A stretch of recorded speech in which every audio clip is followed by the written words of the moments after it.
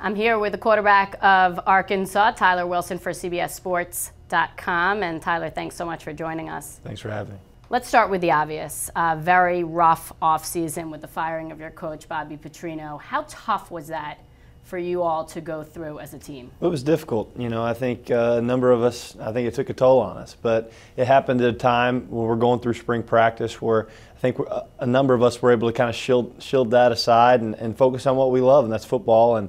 And we really kept the team together. I know Niall and a couple of us older classmen, I think set the way and showed the way. And we kept everything together and had a great spring.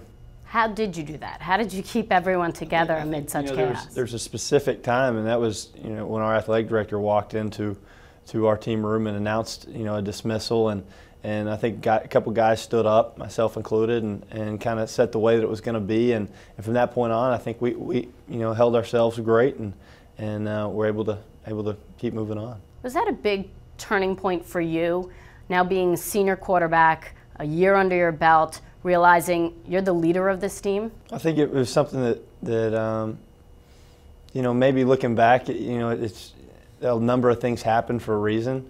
There's a reason why it happened when I'm a fifth-year guy. When I had to make a decision a month previous, a big decision, a grown-up decision, whether I stay or go. And so a number of things I think prepared me for that situation and able to handle it, and I think I was ready for it.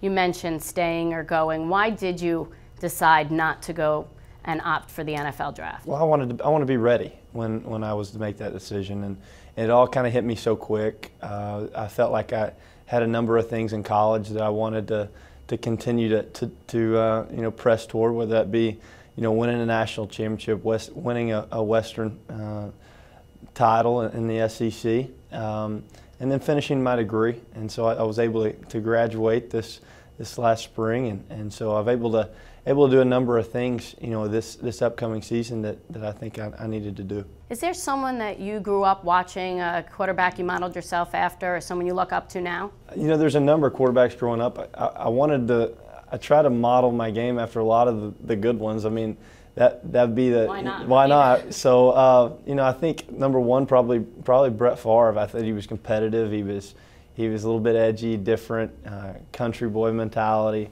But Joe Montana, Elway.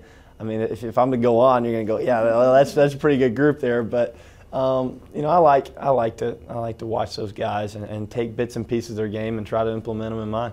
Coming in, taking over, John L. Smith, who actually left, came back, and decided there needed to be that continuity. How important was that to have him now in place? I think he was a perfect pick, for the situation, because a number of us guys knew him. I mean, he was a guy who's been around the program for 3 years, was our special team guy, so he's a familiar face, a familiar personality, and he was a guy that wasn't going to come in and change everything. So from an offensive perspective, I was thrilled, and I know a number of the defensive guys were happy as well, because there's not that big change up. We knew what we were going to do from an operational standpoint. It was going to remain very similar, and I think we're all excited. I think he's a perfect fit. How about his personality? How does he differ from Bobby? I know at halftime I get nervous as Bobby Petrino comes towards me. So how about John L.? Sure, me as well sometimes. But I think he'll be a different interview at halftime for sure, and he'll be a different personality in the locker room. But different sometimes isn't always bad. I think he fits us right. I think a number of guys inside that locker room will play for him, and I'm excited. He's a little quirky. He's a little zany. He's run with the balls, right? Jumped out of an airplane. What other stories have you heard about him? There's a number of them. I'm not sure off the top of my head, but I do know that I think he kind of gets that vibe from a lot of the media. But he brings a little bit different personality inside the locker room. He's ultra competitive. He wants to win.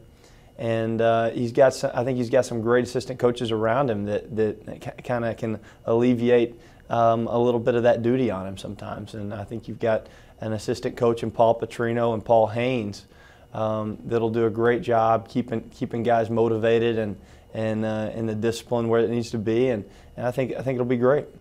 I know you're motivated to have a tremendous season in your final year. A lot of Heisman talk. The expectation's very high. Do you relish that? I think you do in a way. Obviously, it's great to be mentioned in a lot of those categories. But my goal is to win football games, and if that happens, those other things will follow. And I've got a lot of great guys behind me, whether it be Nile and Colby Hamilton and a few others that I think are kind of maybe undervalued right now. But with some wins, I think will definitely shine, and I'm excited. Let's talk about the SEC, and as we know, it's the toughest conference out there, and the West Side is just getting harder and harder to compete in. Right. Do you enjoy that, though? Can you imagine participating in any other conference but the SEC? There's definitely no controversy to maybe they should be playing the big guys. No, we're there. We're there.